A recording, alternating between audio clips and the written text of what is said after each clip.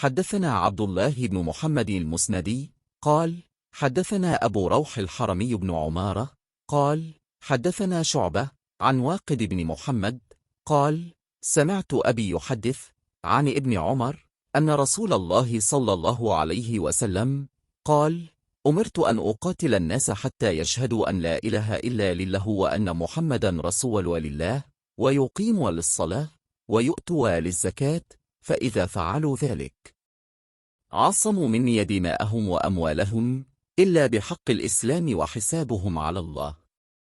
اس حدیث کو ہم سے عبداللہ بن محمد مسندی نے بیان کیا، ان سے ابو حرمی بن عمارہ نے، ان سے شعبہ نے، وہ واقد بن محمد سے روایت کرتے ہیں، وہ کہتے ہیں میں نے یہ حدیث اپنے باپ سے سنی، وہ ابن عمر رضی اللہ عنہما سے روایت کرتے ہیں کہ رسول اللہ صلی اللہ علیہ وسلم نے فرمایا مجھے اللہ کی طرف سے حکم دیا گیا ہے کہ لوگوں سے جنگ کروں اس وقت تک کہ وہ اس بات کا اقرار کر لیں کہ اللہ کے سوا کوئی معبود نہیں ہے، اور یہ کہ محمد صلی اللہ علیہ وسلم اللہ کے سچے رسول ہیں، اور نماز ادا کرنے لگیں اور زکوٰۃ دیں۔ جس وقت وہ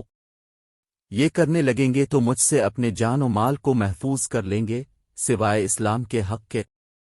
رہا ان کے دل کا حال تو ان کا حساب اللہ کے ذمے ہے۔ صحیح بخاری حدیث number 25۔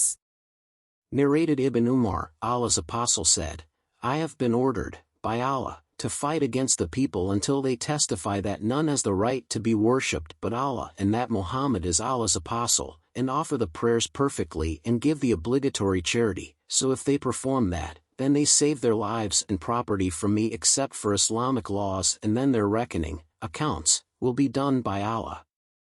Sahih Bukhari hadith number 25۔ ابن عمر کی حدیث کا موضوع اسلام میں امن کی شرائط ہے۔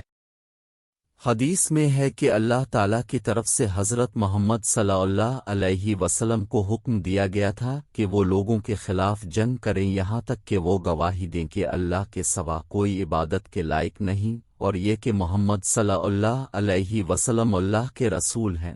نماز پوری طرح ادا کریں اور صدقہ دیں۔ اگر وہ یہ حرکتیں کرتے ہیں تو اسلامی ریاست کی طرف سے انہیں امن دیا جائے گا، اور اسلامی قوانین کے علاوہ ان کی جان و مال کی حفاظت کی جائے گی۔ ان کا حساب پھر اللہ کرے گا۔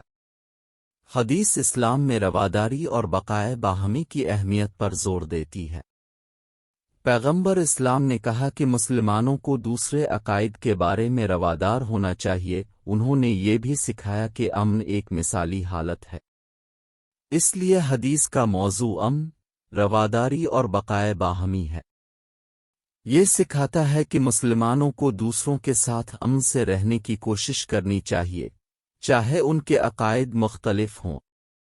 یہ بھی سکھاتا ہے کہ جنگ کو صرف آخری حربے کے طور پر استعمال کیا جانا چاہیے، اور یہ کہ مسلمانوں کو دوسرے عقائد کے ساتھ رواداری کا مظاہرہ کرنا چاہیے۔